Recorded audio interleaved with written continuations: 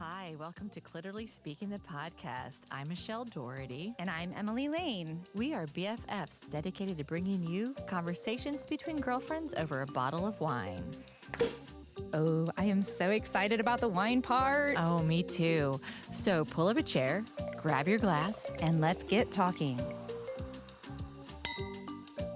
Well, hello, Michelle. Hi, Emily. How are Welcome back. I know. Can you believe that another week has passed and here we are again? you? In my happy place. I know. Well, we have had a lot of happy places lately. We have been busy. I know. I was recounting how busy we've been with some friends of mine, and I got exhausted again, telling them how busy. I said I have to go take a nap because we've been so busy. I know. Lots of fun. It's the perfect kind of busy because we've been enjoying life and meeting people and going to fabulous parties. Right. Right? I pinch myself sometimes. I like wake up and I go, yeah, today is another day, and Gotta go drink more wine. Oh, it is. It's like, okay, how many times this week am I drinking wine? Oh, okay. And so to make up for that, I need to like walk how far? Okay, Yeah. all right, yeah. It's a delicate balance, but you know, whatever I can do to for the cause. I understand. You know, so there are people that I work with that are good blockers in their schedule. You know, like they time block like crazy. And I find myself like I'm time blocking my wine drinking. And then if you can like tie in a Cliterally Speaking event or like wine tasting or special party fundraiser, then you're like, it's double. Oh, a yeah. double. I can be out there talking about Cliterally Speaking the podcast with people in the area and drinking wine. This is all good. It's the combination of Enjoying everything everything that we St. love. Louis has to offer, Yes. and then some. So we have another exciting show. Because it's just us. Well, no. The truth of it is that we are still celebrating my birthday. This is part 2 of the birthday celebration. We are. And we have... And listeners, if you're not aware, we celebrate Emily's birthday for 6 months, and then we celebrate my birthdays for 6 months. And fortunately, they're about 6 months apart, so there's only like 1 month that's a little overlap. But if you feel free to send us both gifts during that time frame. Oh, yeah. But right now, it is Emily's 6 months. It is my 6 months. So for this little birthday party that we are celebrating, I brought a dream wine for me. It's delicious. To go along with her dream company. Right. Literally Yeah. speaking. Yeah. That's correct. So for this episode, I thought that we would drink the wine of the Pope. This would be Châteauneuf-du-Pape. I'm all for that. Yeah. Yeah. So this particular this particular house, the Domaine de Trois Celliers, or 3 cellars or 3 celliers, however you want to say it, it all works. This particular wine is Alchimie, and you know, my pronunciation is not fabulous, so we will make sure to have pictures as we always do. But this is a 2016, and I have to say, I grabbed a pre-sip to get some tasting notes, and I grabbed another, and I grabbed another. She still hasn't written anything down, so this is going to be complete and total improv for Emily now on this bottle of wine.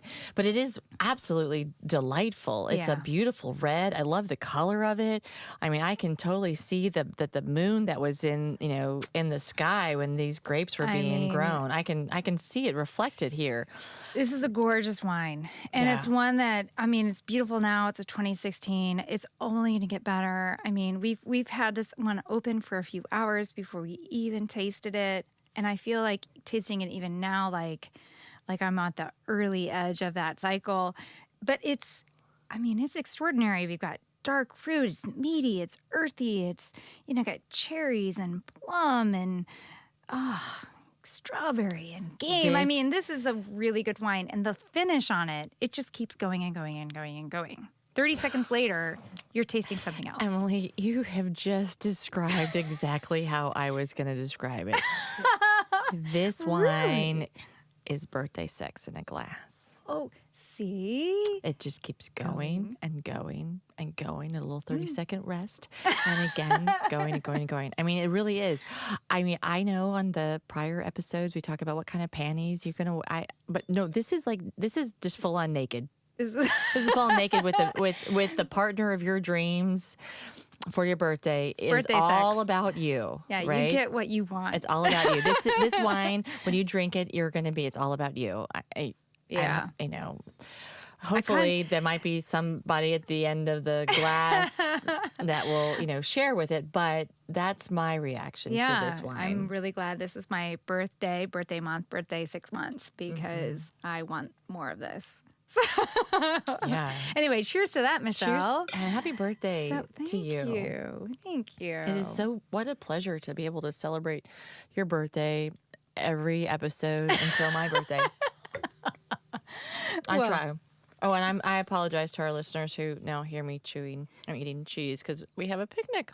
We have a full-on picnic. We have elevated our spread of delights here. Not only are we drinking wine, but we have crackers and cheese in pairs.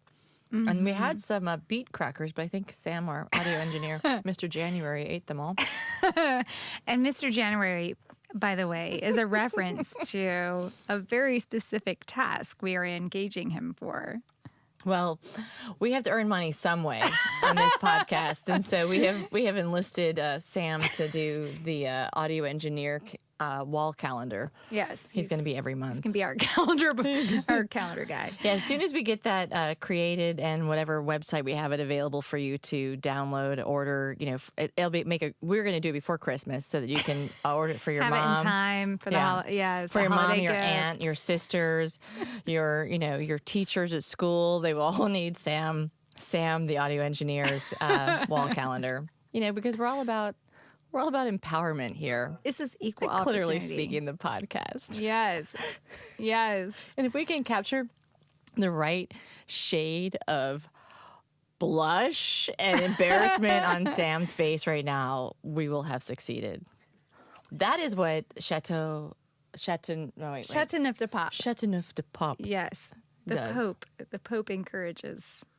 We're going just in really. We're gonna just stick with the wine. We're not gonna really talk about the Pope and all of that stuff because that's not what this podcast is about. Oh my goodness! We only reference God as in oh God when you're drinking this wine on your birthday and you're naked with the person that you want to be naked with. That's true. And so during your birthday 6 months,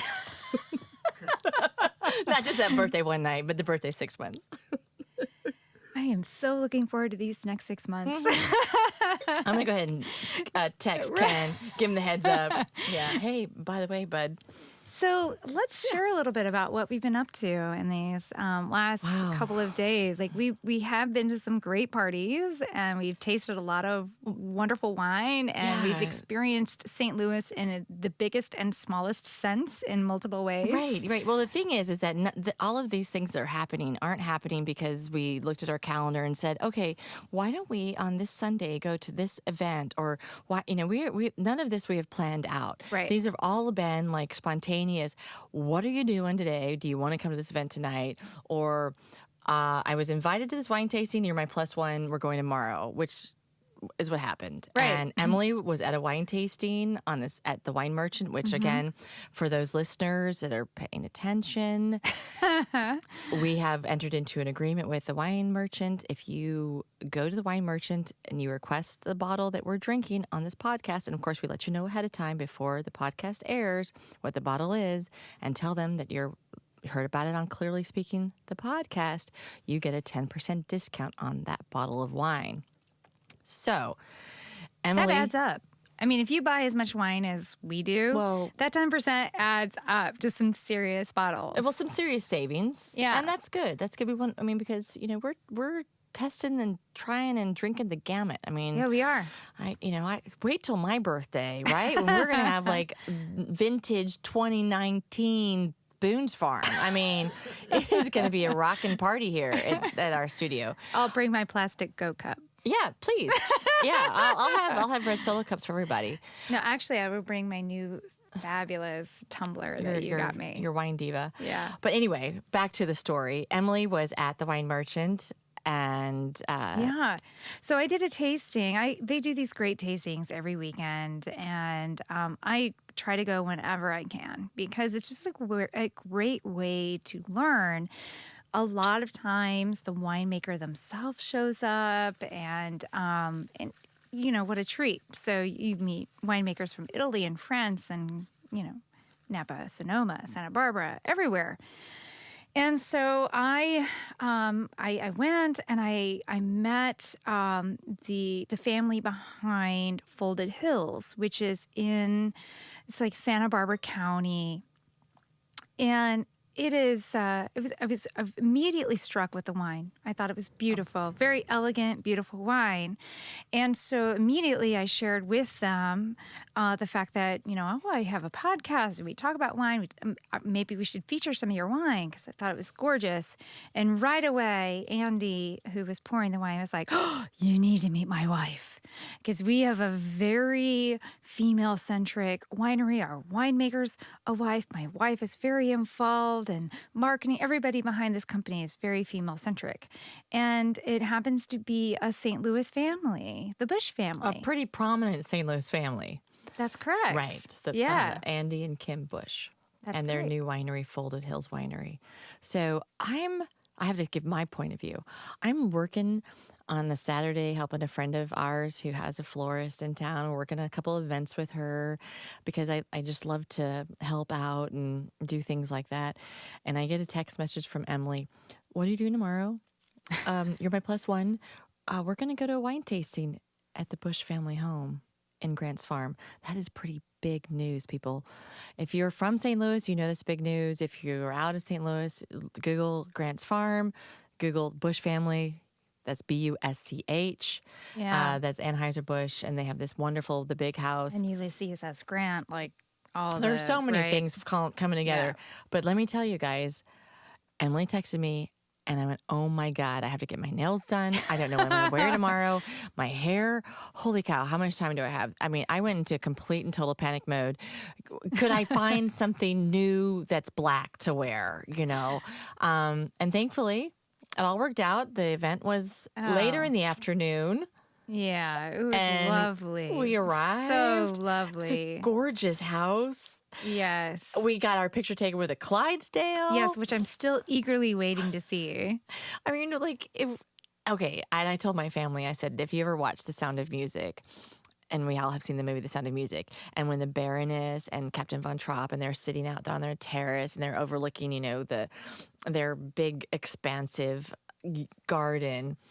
That's kind of what it felt like to me to be on the Bush family home's back terrace, but we were overlooking like their expansive garden and their tennis courts and swimming pools and movie stars and all this kind of stuff. It was pretty wild. So there's a couple other dynamics that are interesting about it. So you enter the property, and Grants Farm is a public space. Mm-hmm. So it's like they have petting zoo, and it's a family-oriented thing. But then, of course, there's the mansion that several generations of the family have lived in. And in fact, Andy, that we had talked to, grew up in that house. So it's a very strange dynamic between park, museum, and family home, know? And so we had that experience of, we went to this gorgeous event, tasted phenomenal wines. Talked to all kinds of fascinating people. Right. And then as we're leaving, there are tours of people driving around in the trolley that takes people around. And we were like, oh my God, we're a part of the zoo in this moment. People we get pulled over off the side. And we're like, oh, we got to let the tram pass. And they waved at us. And I'm like, we waved back. And they're like, oh, look, there's, a couple white girls in a convertible. I mean, we're part of the, it was like, you pass by the elephants and then the white girls in the convertible. That's us. Hi. Yeah, it was kind of surreal. It was really surreal. The whole event was surreal, but it was lovely. And we are going to have Kim and her winemaker, their Australian winemaker, for an episode in the spring when they're back in town. Yeah, they come home for Easter, which was also very interesting. They have a chapel, a very small a family chapel on the property that's just right next to the house. It almost looks like a Christmas tree ornament. It's so tiny and cute and small. But it's amazing to me to think like, this is the kind of people they are. Like they have their own little church on their property. I do have to say, and I don't mean to be offensive in any way, that was the nicest bathroom I have ever used. Yeah. I was like, I mean, I'm done peeing, but maybe I could pee again because it was the prettiest bathroom I've ever been in. I was a little confused because here's the thing. You walk in and it's so vast and large. It looks like a public bathroom. And then like there's at the Ritz. It was it was definitely like. And then there's yet another door where you can then go into your stall, right? So I'm like, do I close the outside door or not? Like, I didn't know. Like, I closed all the doors. I locked them all. And I was like, I rubbed my hand on the marble and I was like, this is, this is hashtag goals, right? This is someday my bathroom at home will be just as nice. Someday, right? I want my closet to be that nice. Let's start there. We're going to take a quick break. We're going to fill our glasses, my glass back up because obviously I've been drinking Emily's birthday wine a lot faster than she has. And we'll be right back. Sounds great.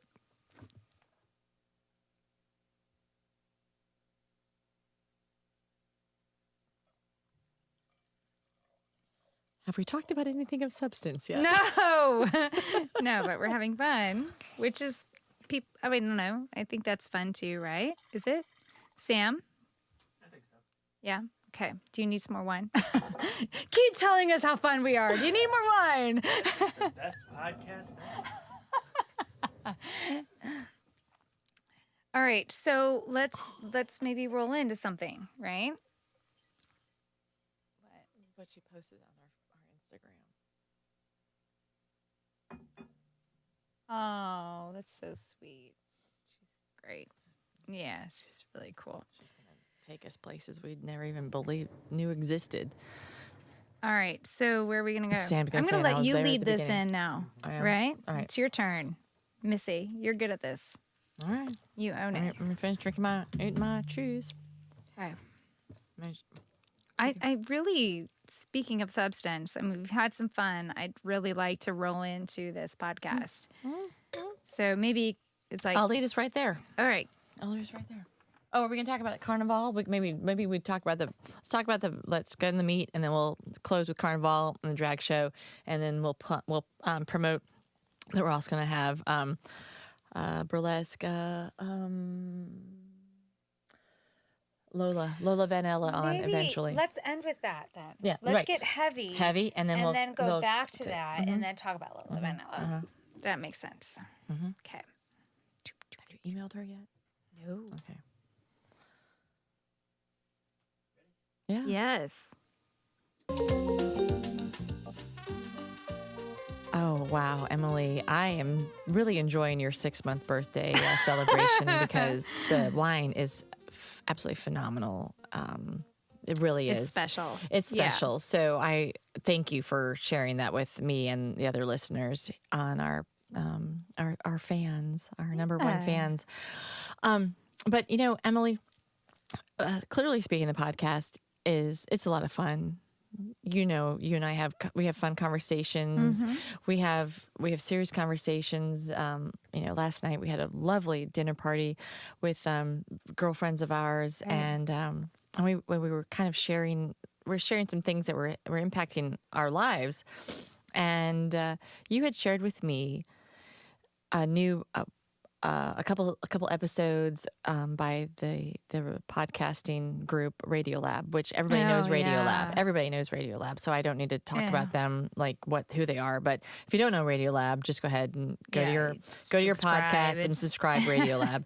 Intelligent radio. Someday, we'll know we've made it when we can say Cliterally Speaking, the podcast from WNYC. But right now it's W Shock Studios or K Shock Studios here in St. Louis. However, Radiolab is doing, they've released 2 episodes. They have one more coming up called In the Know. And you sent it to me. You were like, Michelle, listen to this.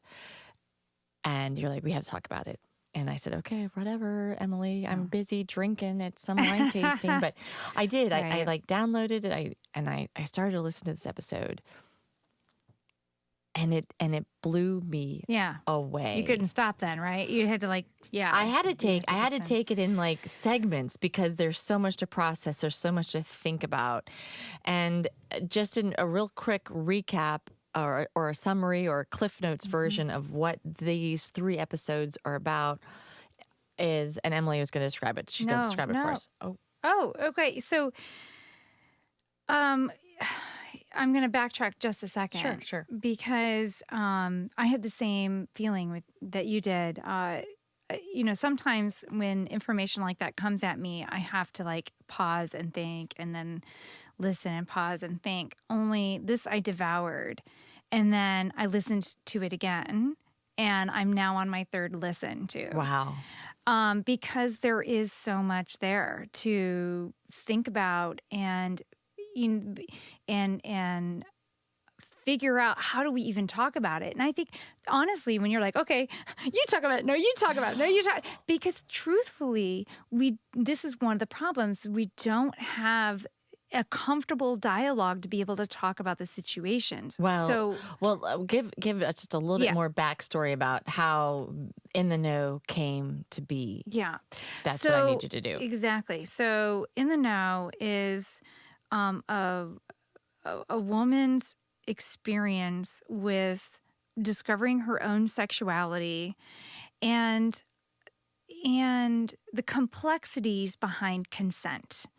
And, right now we're in this age where there's a lot more awareness of how certain people in power have used sex to control women or other people. And, right. And we're starting to understand that. And we also understand concepts of rape and in other things where sex is clearly uninvited.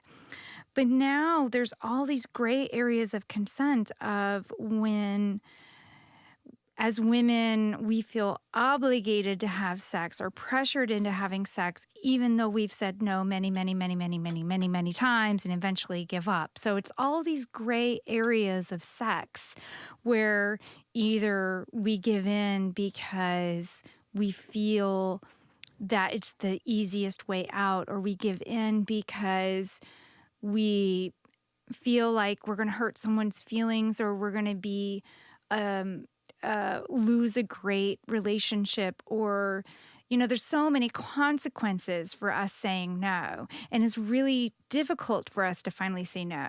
And then when we do, for it to get shut down, it's like all of these layers behind the word no. Right. And I know I'm not eloquent in explaining this because it is so complex. Right. All of that. And we're not the only ones that were reacting or were impacted by this woman, Caitlin Prest's podcast series about sexual consent and her struggle with it. And I remember the early in the first half of the first episode that Radiolab did, she talked about having given in to a situation with her, I think her best friend, and she had a sexual experience with him, and then was walking home and was angry at him, angry at herself for giving in, angry at her body for enjoying it, right? For deceit, for like the moment, betraying herself because it was enjoying it, and all of the layers that are tied up in that, and she really then dived into what is consent. And she did this before Me Too really came into being. Like the 1 year of Me Too, which was a very powerful experience when seeing my friends posting on, social media, Me Too, Me Too, Me Too, and realizing everybody I touch has a Me Too moment. And look at how many people didn't post Me Too for various reasons. Like, You didn't post Me Too? I didn't post Me Too. And Oh. certainly I've had many Me Too's, but I did not post Me Too because of fear of what my family would think, or, all the same pressures that we have as women. Like, what would my clients I have clients that are friends. I get those kinds of Yeah. things, like those pressures of how do you present yourself and still be professional and respected and put this out there. Well, right, Emily, I'm right there with you. And I posted Me Too. And then everybody has their Me Too. And then we moved into that shit show of the Supreme Court nomination thing with Kavanaugh. And one of the reactions to that was women saying, say his name. Yeah. Put his name out there. Who is your Me Too movement? Put your name out there. And I did. And I put my Me Too moments names that I could recall, right? There have been 3. And I put their names out there, the ones that I actually knew their names. And it was liberating, but also scary at the same time. Yeah. And what was interesting was it was about 4 or 5 days later after posting that. And, and I know when people watch my stuff. I got a really lovely text message from my daughter. And she said, Mom, I just want you to know how much I love you. And I'm really sorry that those things happened to you. Like she acknowledged what I put out there. And I know it took a lot for her to say that to me, because even she's processing, right? Yeah. She's having to process that these things happened to her mom. And I have to process it. And how do I respond to it? Because we didn't have a language, and I've talked about this. We didn't have a language. We didn't know how to talk about this consent, which I completely and totally commend Caitlin and Radiolab for even moving it again up to the surface, because we have to keep talking about this, and we have to share and support each other. Yeah, because let's face it, there are so many layers of consent, right? Right. And so, there are the obvious things that we know are wrong, right? The guy breaking into your house and raping you, that is rape, right? Right. There are these things that we know are wrong. Well, or if a stranger, right? Being told that you have to have sex to keep your job, we know that. But to be honest, there are so many other gray areas of sex that are not being discussed, that are also traumatic. And from a psychological standpoint, stick with you.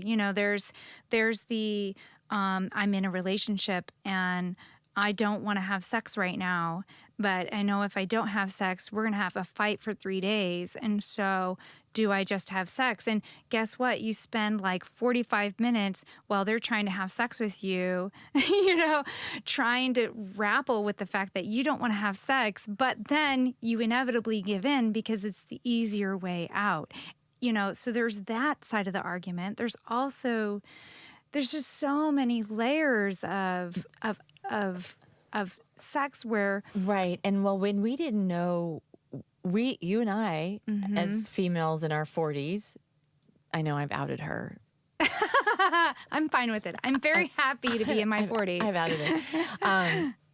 Didn't know how to quantify or qualify those gray areas. Yeah. Because we would take it upon ourselves. Like, okay, what about when I kept telling him, I know I just want to make out. Right. I don't want to take her clothes off. I don't want to do anything below the belt. I mean, where did he misinterpret me? And our bodies do deceive us and betray us, right? They do. And we're taught. Yeah. And they explore this so They magnificently in these podcasts, which I really hope that our listeners will go and listen to these episodes from Radiolab, because I don't know if there's like an Academy Award for podcasting. Yeah, it's deserved. It is. I highly nominate it. It questions multiple sides of Right. the question, and the thing that I also found striking about it is, okay, so we as women are having this conversation now, about all these gray areas that make us uncomfortable with sex. But now the other part of the equation is the men, right? And I think a problem here is that young men are so taught that like they've won something, they've conquered something, they've been awarded something by, oh, you got her in bed, you nailed her, great, oh, Right. good for you, and Buy the beer, get her drunk, try something. right. So there's problems, so many problems there, right? If you have to get her drunk, she doesn't want to have sex with you guys. like ultimately, right? There's so many levels here that we cannot completely and totally Dive into in one podcast. I mean, and listeners, this is something that we're gonna explore, come back to again and again because it hits us. It hits us in our heart. It hits us with our listeners. Hits us with our girlfriends. It hits us with our our colleagues, our sisters. It is something that, because we're developing a vocabulary, we don't want to stop the conversation. No. But I'll finish this. I'll let you get and make your comment. What I really appreciated with the episodes were the fact that they did address the men's point of view, and and the men who she interviewed were, of course, reflecting upon it now as older men, but talking about things that they had done. And she said, I want to interview you on a moment that you may have pushed further than what she wanted you to do. Right. And for me, it was so powerful to listen to these men. They're 5-10 years on since that event happened, since the incident happened. And I grabbed a hold of the episode and I sent it to my college-age son, and I said, please listen to this, listen to all the episodes, get away from the fraternity house, be in a quiet spot, do not be distracted. I want you to listen to this because you and your contemporaries, your age group, can change what future, which like the destiny, right?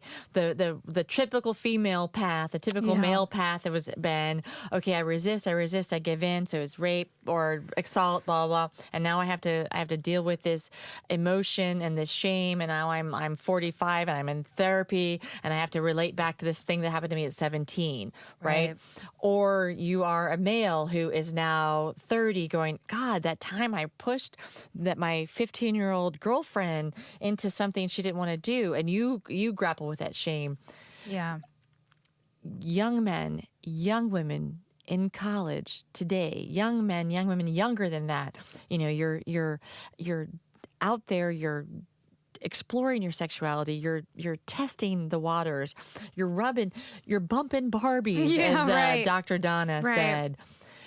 You can change what the future would normally hold for your generation if you develop and use the vocabulary of consent that we were talking about.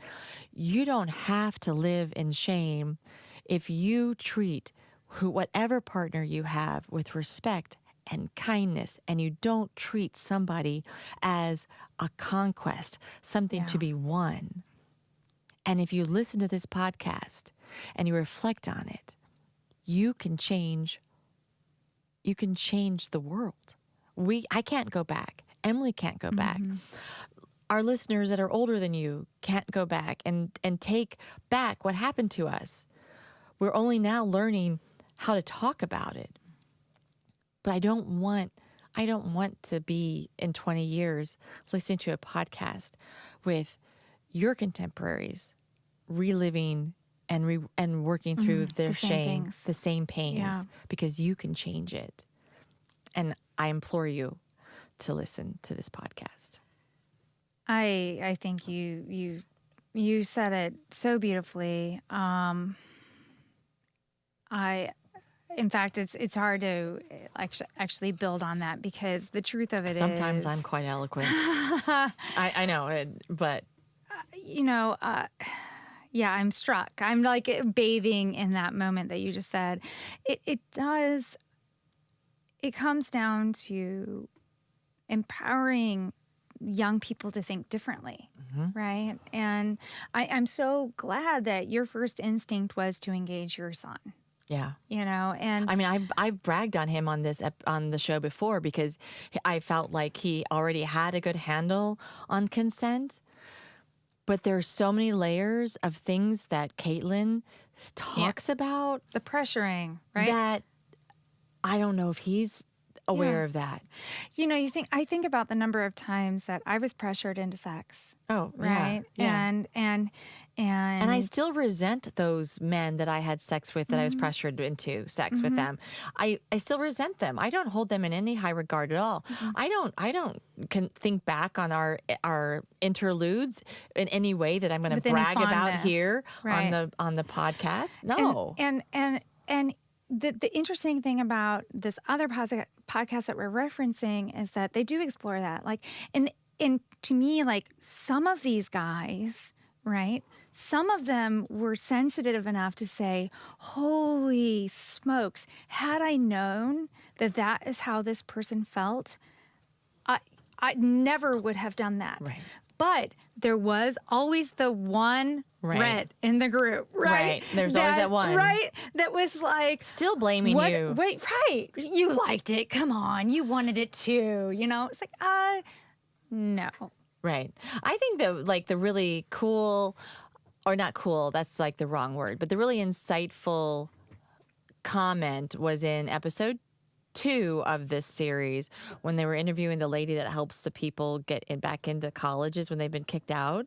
When she says to these guys, she's like, okay, so was your goal to have a bad sexual encounter with, with the woman? Right. And the guys were like, no, I didn't. I never want to have a bad sexual encounter. She's like, well, you did. Do you realize that that's what you had? You had a bad sexual encounter with her, and now this is your issue.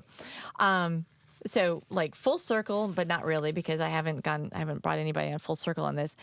I had a very, I just called her brilliant, insightful, full of wisdom boss in my time that I've worked here in St. Louis, and she was relaying to me a situation when her daughter, who is about my age, but when she was about 16 or 17 years old. I apologize for the vulgarity that's going to come in this conversation, in this story. But she was talking about her daughter, and she was talking about her ex-husband. And her ex-husband had called and said, do you know where her daughter is? And I'm going to call her Sally. I don't remember the daughter's name. Where's Sally? Do you know where Sally is? And the mom was like, no, Sally's 16. She's got school or whatever. And then the dad calls back. He's like, I found Sally's car. She's over at her boyfriend's house. They're probably having sex. Blah, blah, blah. And he was like so angry about it. He wanted to bust down the doors and break it down. And the mom said, well, at the end of the day, it's Sally's pussy, and it's her decision who she wants to have inside it. Oh, yes. And I sat there and I was like, wow. That is so true. Women, if you're listening, it's your pussy. If you want somebody inside it, you can allow that to happen. Right. And men, if she allows you to be inside her pussy, you have been given a gift, and you need to be thankful and respectful and appreciative. What gets you in trouble is when you act like little shitheads and walk away and treat her like shit for giving you the gift of coming inside or being inside her. Yeah. Coming inside her is a whole nother story.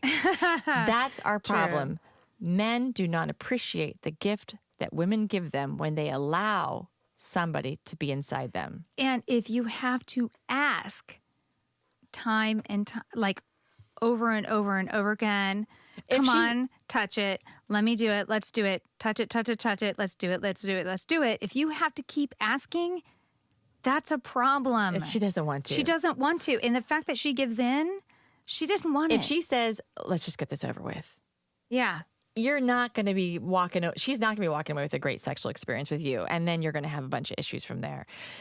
It is about communication. It is about respect. It is about appreciating the other person who is laying there naked, semi-naked, genitals out or not. Or if somebody just wants to make out with you. Allow that to happen. Make out. Because if you are a good kisser, she'll be back. Right. If and you're not a more good can kisser, happen. well, then if she doesn't come back, you're not a good kisser, and you should probably And get then- some. then you know, learn. Yeah, you should get better at it. But Yeah. you have to listen to each other. And what we would like to do here, okay, we're really heavy right now. Yeah, and let's take a little break. We're going to take a little break, put some more wine in my glass because obviously I need more because I don't know how to, I'm so quiet. We I have don't have anything to say. dehydrated ourselves. And then with our- when we want to talk about what we want to do on Cliterally Speaking the podcast in relation to the podcast In the Know We by wanna Radio engage Lab you. that we want to do. So Yeah. blah, blah, blah. Here we go. We're going to take a little break. We're going to take a break. We'll be right back. Okay. Woo! Hello, ladies. Welcome. Emily, this is Nicole. Hi, You Nicole. got to hang out with Reggie for a while. So the Reggie's your neighbor that lives near me? Reggie's my friend who's your neighbor. Yes. I know that house. As soon as you sent me that picture, I was like, oh, I know Reggie. I mean, I don't know him. I know the house. Sam, I would like for you to have that last we were just pour, and I'd like for you to join us. Where you at? Where you doing? I'm like, oh, where you having dinner? I'm like, hey. He goes, I go, where are you? I'm across the street. So I at this point, I think it would be great to bring in Sam and have him just share his feelings based on what he's heard. Maybe share about this idea of layers of consent and January. and yeah, right. As we objectify him. Yeah, And, the last episode with that we just recorded with Dana Powell's our new BFF.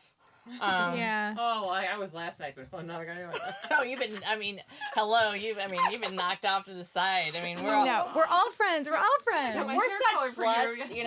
whatever guest we have on, that's our new BFF. Okay, so she's called him Mr. January. No, we told her that Wait. a way for us to make money on our podcast is we're going to put together a calendar of Sam, the audio engineer. This is not a money-making idea for you, trust me. Oh, we have makeup and stuff. He's We gonna- have props, He's I gonna be know. he's gonna be so. I mean, he's gonna be like this popular, hashtag Sam, Sam, the the audio, engineer. engineer. I think we are going to have to make that hashtag start happening. Yeah. Yeah. So, I'm Sam, I'm thinking that's a calendar that would actually I think way so. take off. Oh yeah, we were like, It would watch no. him slide the volume up and down. I want to see him. He's so See that smooth rollerball? with his Yeah, he works that fingers. rollerball. I want to see the photo of him sliding over to get a glass of wine. Like that's Should I face this way from now on? yeah, right. Yes, That's what the flowers yes. Our birthday. For mon anniversaire. I didn't know that yesterday. It's Wednesday. Happy birthday. Thank you. So our friend Anne, the florist, Florence Studio, doesn't it look like Emily? It does. That arrangement? It looks like me, and it looks like Cliterally Speaking. It does look like literally. Yeah, that's great. They're local there. So I told Reggie about this. I said, would you listen to my episode? I said, it's clearly speaking. He was like, he made some so he goes, he said something like he wasn't sure what I said. Literally with a C. Yeah, and I mean, said, literally, I said, like, a bunch with of a C. gals, literally speaking. He was Yeah. like, he was really flirty with this one. He's trying to make you jealous. He seemed super relaxed and So, Sam, what are your thoughts? Where would you like to go? Do you have a specific area that from that conversation that listen to the you would like to weigh in on?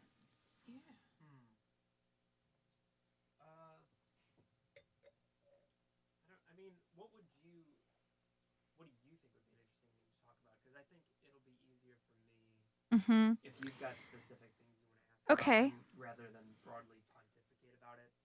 I got it. Time being eloquent. I think this idea of conquest would be interesting to talk about. Okay. You know? I would like to interject. Yeah. From a male's perspective, do you always know that when we perceive he's being overly persistent, therefore I give in, do men even detect that's happening? Yeah. I mean, you're speaking for the entire The male species. entire Yeah. species of men. No, yeah, I guess from a male's perspective, because I heard what you're saying, I totally get that. The guy keeps badgering, Yeah. keeps asking, you're probably like, oh, well, for God's sakes, just get on with it and let me go home.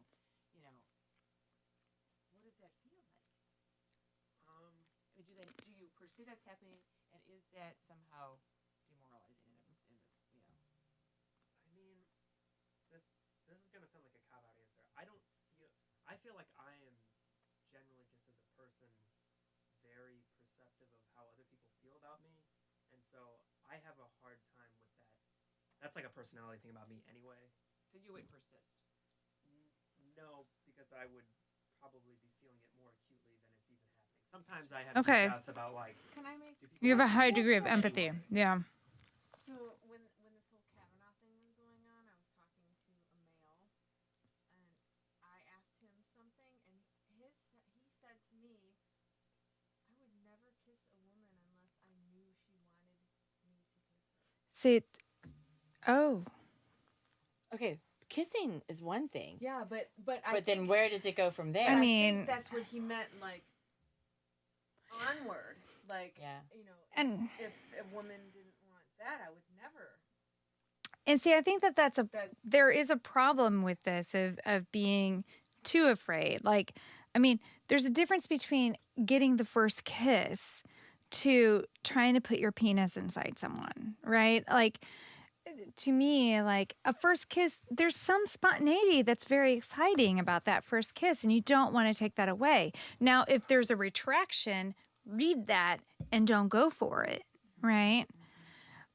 Yeah, I don't think you have to be like, can I kiss you now? Can I, but when you start getting to other more intimate relations, right, then that's clearly there's some skills of reading your audience that need to be Isn't that what taken he said, into. though? He said Right. The perception of what did you say about the woman being perceptive of you?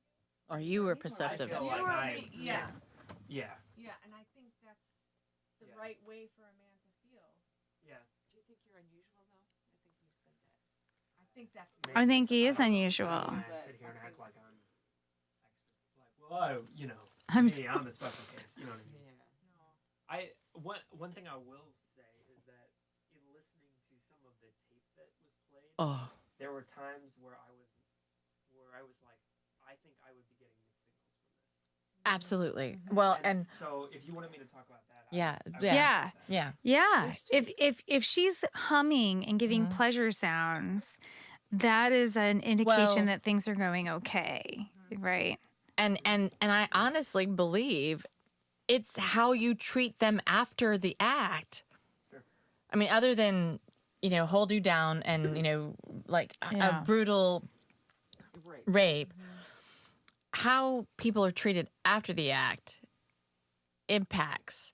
I mean, Yeah, she that's a was good point. like, she was mad at her body and her brain. Who are we talking here?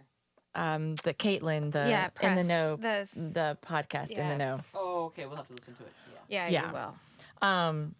She was mad at all of those things, and I think if he had been a little perceptive and held her and said, I'm sorry, this seemed a little off for you, like been aware. Now, are we asking too much of men to be that perceptive? Or maybe we I don't need know. to be having this conversation. Let's like move recording towards this it. stuff? Yeah, I don't know. yeah. Let's you guys let's can make stay. it Yeah. We'll happen. just be quiet though. We're Yeah. All right. You ready? Yeah. Well, thank you for letting us take that quick break. It was actually a quick break for you, but a long break for us because this conversation is so complicated. And in the studio here, we actually have a few friends joining us and our audio engineer, who we always like hearing his viewpoint. Sam. Yeah, and the conversation just kept unfolding, and finally we're like, oh, we just need to get this back on the air. Are we not recording this? God bless America. That's something we always have to remember. Just record everything. That's right. We have moments of brilliance all the time, and we should have them recorded for perpetuity. So we're And Sam, that's your job. Yes. To record all of my moments and Emily's moments of Sure. brilliance, okay? Yeah. Yeah, I've been recording you this whole time. This is why you were put on God's earth, right? To record. Yeah, our this is my brilliance. purpose. It's I knew it. Well, and to participate. We are inviting him back up to the table because a part of this conversation, obviously, we're, as women, half of this conversation. And I think it's important to include the male perspective, which I think was addressed in that podcast. But I also, I'm interested in let's talk about, like, what is it like for a man to grow up in that age of conquest, and what can we do to shift that into a, this isn't about a conquest. The thing that you need to conquer is building a great intimate relationship and a pleasurable experience for you both. So how do we shift that dialogue? So I think it's time to bring Sam in and let's open this conversation up. Sam, as the representative of the entire male species here. Around the world. Past, present, and future. Yeah, no pressure. How you feeling tonight? Yeah. Really good, yeah. Yeah, good, yeah. You've got to have some Châteauneuf-du-Pape here, wine, and some cheese. Yeah. It's all good. We're celebrating Emily's birthday. You need to ask me these questions on the first segment of the first recording from now on, not on the last of the last. Because now you're in the hot box. Yeah. But you listen to this podcast, In the Know by Radiolab as well. I mean, we talked about that a little bit. And I would love to I'm not expecting you to have everybody's answers and or to represent all of the male species, the male half of our species, but some takeaways that can further the dialogue among us that hopefully our listeners then can reflect upon and have that continuation of that conversation among themselves. Sure. I think what I liked listening to that was the focus on this, how specific details and specific perspectives and viewpoints can color your perception of the situation, and how important it is to think about that at a very detailed level. Because like we've talked about, you can zoom way out and say, well, yeah, somebody breaking into your window at night and assaulting you, that's assault. We all that's an easy definition and textbook definition of rape, assault. Exactly. So that's unwanted tension. Right. And so that's not even a conversation that needs to be had as much as people thinking about their experiences and having detailed thoughts about it. I recognize that there's probably a lot more that, like, women much more often have to think about this kind of stuff than men do. Right. And one thing that's kind of interesting to me, being I'm about to turn 29, so I've kind of straddled, I think, in my adult life, the public conversation about when this was a public conversation and when it wasn't. You know what I mean? Right. No, because it's been more of a public conversation in your life than it has been mine. Right. But 10 years ago when I was a teenager, I mean, people talked about stuff, but not like nearly this. like it is right now. Yeah. 10 years ago, 20 years ago when I was a teenager, it was not something that we didn't have a vocabulary to talk about it. It's something that happened.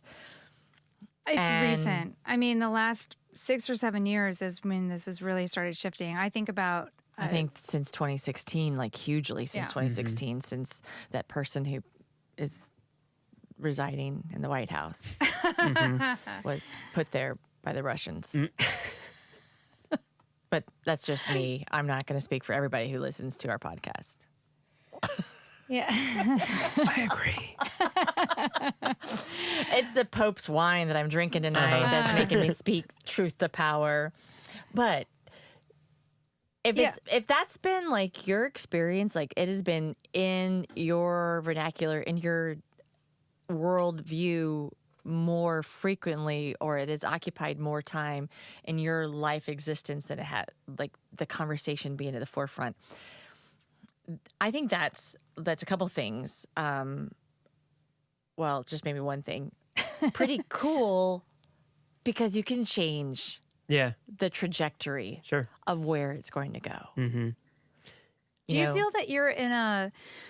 I think that you're kind of special. You know, you're very intuitive and more emotional and thoughtful than a lot of young men that I've met. And so, do you find that you are a unique, independent thinker, or do you think there are lots of young men that are out there like you and that haven't had the representation because we've had Brett Kavanaugh's that we've had to get to look at? I'm hoping that you say yes. Yes. Thank you. But truthfully, I mean, how are young men thinking about these issues right now? I mean, yeah, it's hard for me to speak for everyone. I don't know that I think that I'm particularly special in the way that I think about anything necessarily. I mean, I do spend a lot of time reflecting, and I think that that's something that people could afford to do more of, generally speaking. Male or female. Yeah, definitely. I mean, I think women spend plenty of time reflecting about this issue. And thankfully, we have a podcast that they can reflect along with. So, yeah. I mean, as far as my experience of being a young man and growing up where I have and with the privileges that I now know that I've had, I think most young men probably understand they inherently understand the power dynamics that are at play. And it's a question of whether they think that through to its logical end of okay, so how do I need to behave, given that I know that this is the situation, and this is the kind of power dynamics that are at play. How do I need to behave? And I think probably about as quickly, maybe, as women are coming to grips with the experiences that have happened to them, that men are probably at the same time having that same reflection. We're behind the curve. Okay, maybe that wasn't so much a good thing for her that we had, you know. And I truly believe that any of those kind of reflections are wonderful things that need to happen, because it doesn't help any of us if only women are talking about their Me Too movement moments and this happened and for men, and they don't have to.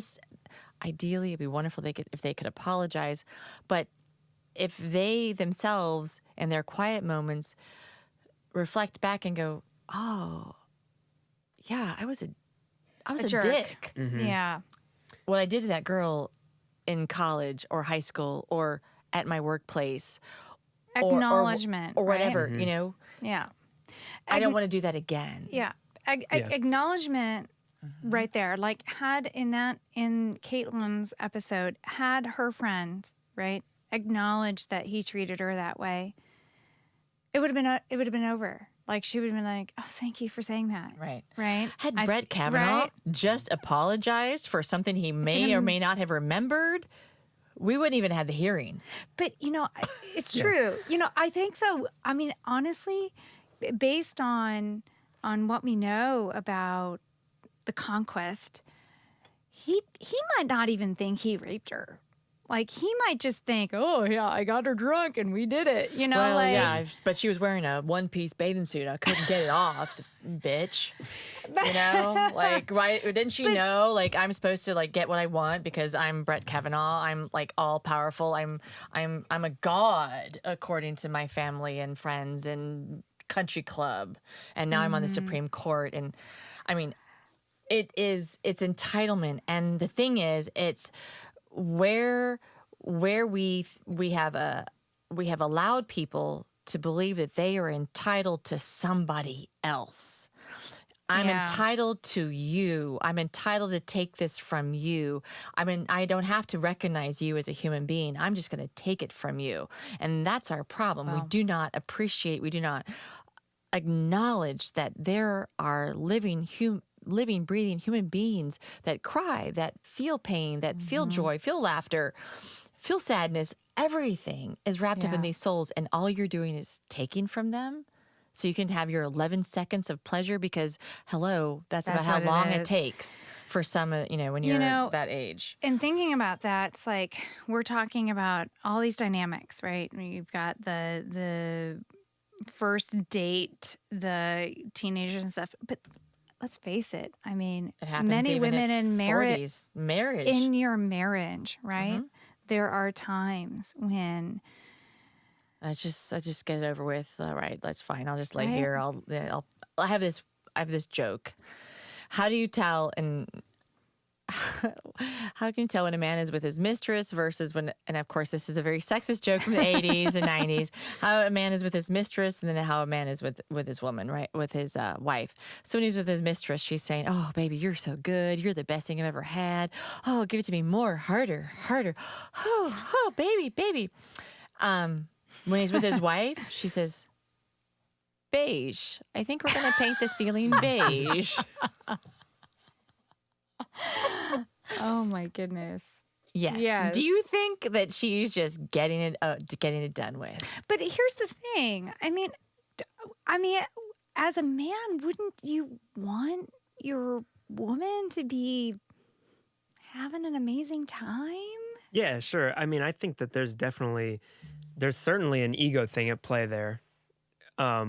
If not for, hoping that the person that you're with, genuinely caring about them, there's at least the ego piece. And like, I think this was during the break, but, you mentioned in the next episode of that, how she said, Right. don't you recognize that somebody had a bad experience here? And did you want them to have a bad experience? And the young guys man are says like, well, no, obviously I don't want to. Like, well, somebody did. Right. So yeah. I mean, Well, again, because we're not raising as a collective. I'm not going to say that individual parents are raising their children. I mean, we're all doing things differently, but as a collective, for generations, we haven't raised men to look upon how a woman feels during a true.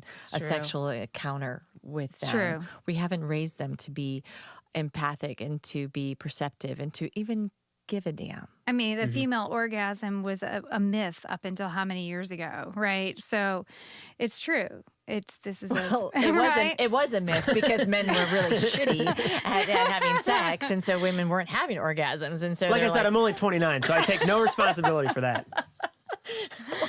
Well, no, Sam, we're putting the entire male male portion on from. Yes. No, I can't cut both ways. That's not fair.